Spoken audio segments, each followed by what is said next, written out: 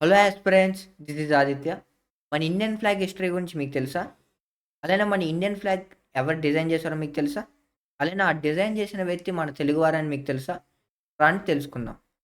మన Indian flag history చూసుకున్నట్టయితే 1906లో అన్‌అఫీషియల్‌గా ఎలా ఉండేది?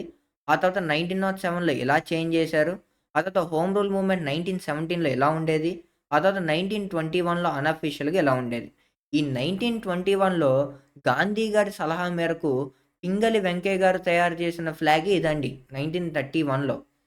దీని తర్వాత కాన్స్టిట్యూయెంట్ అసెంబ్లీ 22 జులై 1947న ఫైనల్‌గా అడాప్ట్ చేసుకున్న ఫ్లాగే ఇదండి. ఈ రెండిటికి చేంజెస్ ఏంటండి? ఈ చక్ర. ఈ చక్రాన్ని ఏమంటాం? ఈ చక్రాన్ని ధర్మచక్ర వీల్ ఆఫ్ లా అశోక్ చక్ర అని గూడా అంటాం. అసలు ఈ ధర్మచక్ర ఎక్కడి నుంచి తీసుకున్నాం? రండి చూద్దాం. ఈ ధర్మచక్ర వీల్ ఆఫ్ లా అనేది third century BC the great Mauryan emperor Ashoka గారు సారనాథ్‌లో ఈ లైన్ క్యాపిటల్ అనేది తయారు చేశారండి. ఈ లైన్ క్యాపిటల్ ఇక్కడ కనబడుతుందండి ఈ చక్ర.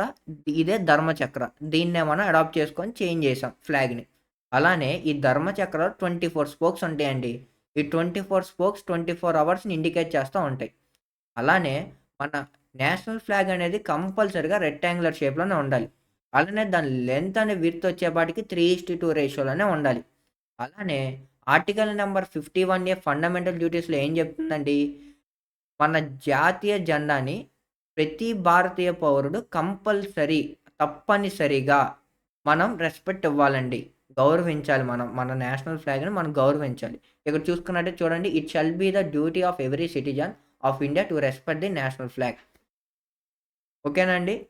మరిన్ని పాలిటీ షార్ట్స్ కోసం కింద వీడియో అని కామెంట్ చేయండి. మరిన్ని పాలిటీ షార్ట్స్ చేద్దాం. జై హింద్.